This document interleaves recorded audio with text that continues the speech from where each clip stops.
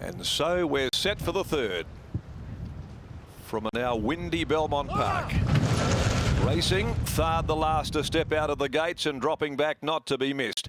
Red Publisher, Position of Power, Snow Chino pushing up looking for the lead. Driving through in front of War God, who's going to anchor back and now get a trail. Snow Chino's gone to the top early. Serenity Bay is back there third from last on the outside of Not to be Missed and the tail end of Thard. And so the Machino mare, Snow Chino, led them going out past the 1,000 by a length over the veteran Red Publisher. War God was able to posse up there, travelling third. Position of Power being heeled along on the outside by Joey Azzopardi, running fourth in the pink silks. Further back on the rails, Not to be Missed, being shaded by the mare Serenity Bay, and a length and a half to Thard. At the 650, down the side of the course they come. Snow Chino leads the way from Red Publisher, sitting up running second. War God boxed in on the rails from Position of Power, nearing the turn. Not to be Missed also covered by Serenity Bay, about to work into the race for Noski. Thard is still last at the top of the home straight. Snow Chino led from Red Publisher. 350 left to go. The run came for War God, Position of Power, Serenity Bay. They put their runs in together. 5 across the track behind them. Not to be Missed looking to get clear. War God reached the lead. Serenity Bay, Position of Power, trying to run him down with 100 left to go. War God's in front. He's going to hold them off, War God, and War God's too good. War God beat off Position of Power. Serenity Bay might have just held third from Not to be Missed, who dived late, then wide out Thard. Red Publisher, Snow Chino needing the run at the journey, wilted to finish back there amongst the last of the men. War God gives Chris Parnham a race-to-race double. War God gets home. Got that beautiful rails run as Snow Chino left the fence, which was always on the cards. Parnham summed it up beautifully, was able to trail up and then capitalise upon the split, rushing through as Position of Power, Serenity Bay made their runs. The favourite's just going to hold third, but there's no third tote, and Not to be Missed got clear to grab fourth. The winner, War God, is by War Chant from Hallelujah. For Oz Racing, Geisel Park, Ron Sayers, also S. Whitred, D. Lee, the On the Edge Racing Syndicate, and Madams Davies and Hart, Haylock, Dowd, Carey, Cripps, Tilly, Warfield, Repicoli, Illich, Shrouders and Bland from the yard of Neville Parnham, and that's War God's 10th win at its 71st start today. He is a bit of a war horse, War God. Winkers went on. Chris Parnham riding in splendid form, punches home an early double. Second placing to 5, Position of Power by Scandal Keeper from Dane K. David Harrison, Joe Azzopardi, and Serenity Bay third home by Regano out of Evoked, Jared Noski, the rider for Grant, and Alana Williams.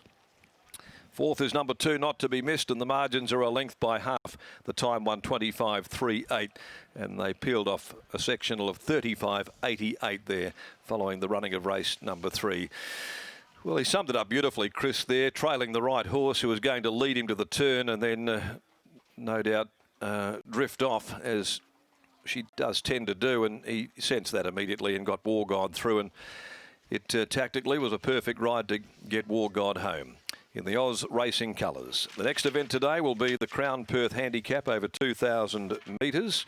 A field of 8 will run in the next. There are no changes as we head down to Brittany, and a horse no doubt who's one of the favourites amongst the many in the stables of Neville Parnham. He's an 8-year-old, 71 runs, now the winner of 10, placed 13 times, and always thereabouts. So right, Darren, like so many of Neville's horses, they're part of the furniture. They've been there around for so long. Neville, we spoke pre-race about this horse being one that I guess found himself in an awkward rating spot, but this preparation he's been able to drop enough points that has seen him in a winnable race. Is that the way you've seen his campaign? Oh, for sure. You know, he's been a little bit hit and miss, and that's probably a legacy of him being as old as he is and as many starts. He sort of just feels a few things, but you know, I just thought the race today might suit him. He was going to probably lob in where he did, and you know, obviously wasn't predicting him getting a rails run like that, but yeah, Chris sort of took advantage of that, and he'd been working really good, you know, and his runs have been a bit mixed. His last start was quite weird, really. He was travelling like the winner coming to the corner. He lost his spot and got a squeeze at the 200 and spat out the back and then come again on the line, which but I thought Chris been, you know, a bit stronger rider, back on him and making him sort of steel up at that point, it just might make a difference. And without getting too cocky, we were sort of half confident. Yeah. You had to be confident when you saw him get the run that he did. Speaking of Chris's riding, he's just ridden his 599th career win, one more away from the milestone of 600. How great is it to see how just well he's riding at the moment?